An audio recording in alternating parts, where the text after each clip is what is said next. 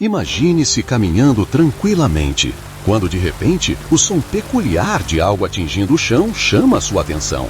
Você olha para cima esperando a chuva, mas o que cai não são gotas d'água, e sim centenas de peixes, sapos ou até mesmo objetos inanimados.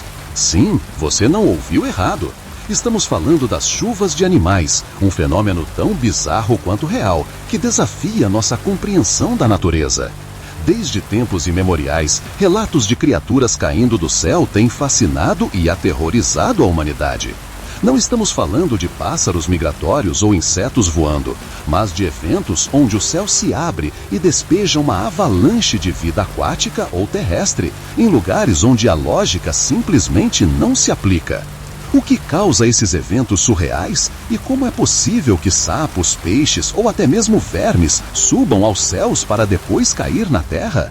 Se você é fascinado por mistérios da natureza e eventos inexplicáveis, este canal é o seu portal.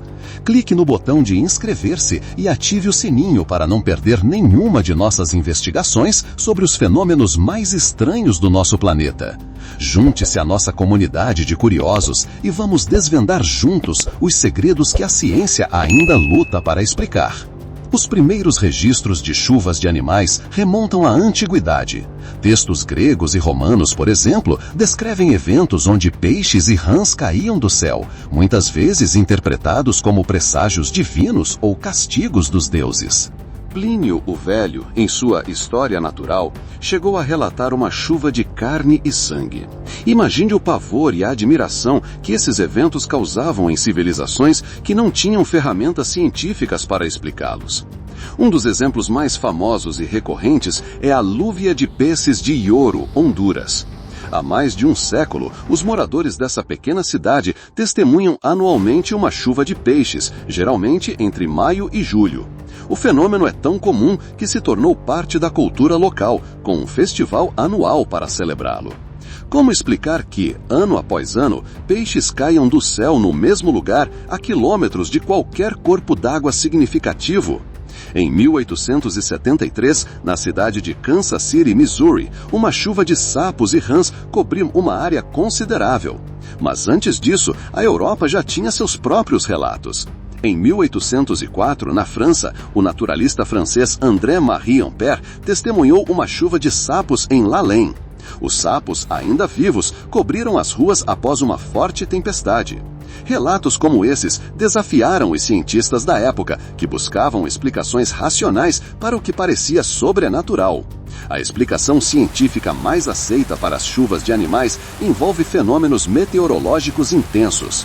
Redemoinhos de água, ou trombas d'água, são colunas giratórias de ar e água que se formam sobre grandes corpos d'água, como lagos e oceanos. Eles agem como aspiradores gigantes, sugando tudo o que está em seu caminho, incluindo peixes, sapos e outros pequenos animais. Uma vez sugados para o interior desses redemoinhos, os animais podem ser transportados por longas distâncias, elevando-se a grandes altitudes na atmosfera. Eles podem permanecer dentro da corrente de ar por horas, às vezes congelando em altitudes elevadas, antes que a força do redemoinho se dissipe. Quando o redemoinho perde força ou atinge uma área de baixa pressão, ele solta sua carga. Os animais, que foram erguidos e carregados, simplesmente caem de volta à terra, muitas vezes ainda vivos, mas desorientados e feridos. A força da queda e a altura podem ser letais para muitos, mas alguns sobrevivem, dando origem aos relatos de chuvas de seres vivos. Mas por que as chuvas de animais geralmente consistem em apenas uma espécie, ou pelo menos um tipo de animal, como apenas peixes ou apenas sapos? A teoria é que os redemoinhos tendem a capturar populações densas de uma única espécie, que habitam uma determinada área, como um cardume de peixes ou uma colônia de sapos em um pântano. Isso explica a uniformidade surpreendente em muitos desses eventos. Enquanto peixes e sapos são os mais comuns, há relatos ainda mais estranhos. Em 2007, uma chuva de vermes chocou os moradores de Jennings, Louisiana. E embora pareça inacreditável, há menções históricas de chuvas de pássaros, cobras e até mesmo, em raras ocasiões, animais maiores. A questão é, qual o limite do que um redemoinho pode carregar? E existem outras explicações menos convencionais? E se a chuva não for de animais? Há relatos de chuvas de pedras, grãos, gelo e até mesmo dinheiro. Em 1940, na Rússia, moedas do século XVI caíram do céu. Em 1986, centenas de bolas de golfe choveram em uma cidade na Flórida. Em 1996, a ausência de tempestades ou redemoinhos visíveis em alguns locais, ou a natureza incomum dos objetos que caem, levanta questões sobre se há outros mecanismos em jogo. Será que a natureza ainda guarda segredos que nossa ciência ainda não compreende totalmente? As chuvas de animais nos lembram da complexidade e da imprevisibilidade do nosso planeta. Elas são um testemunho da força da natureza, capaz de feitos que parecem saídos de um conto de fadas sombrio. Mesmo com as explicações científicas, o fascínio por esses eventos permanece, alimentando nossa curiosidade e nos convidando a olhar para o céu com um misto de admiração e cautela. Você já ouviu falar de alguma chuva de animais ou objetos incomuns? Tem alguma teoria alternativa para esses eventos?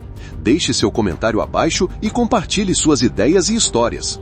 Sua perspectiva é fundamental para continuarmos desvendando os mistérios do mundo. E não se esqueça de curtir o vídeo se você se sentiu intrigado por essa chuva que não é água. Até a próxima investigação!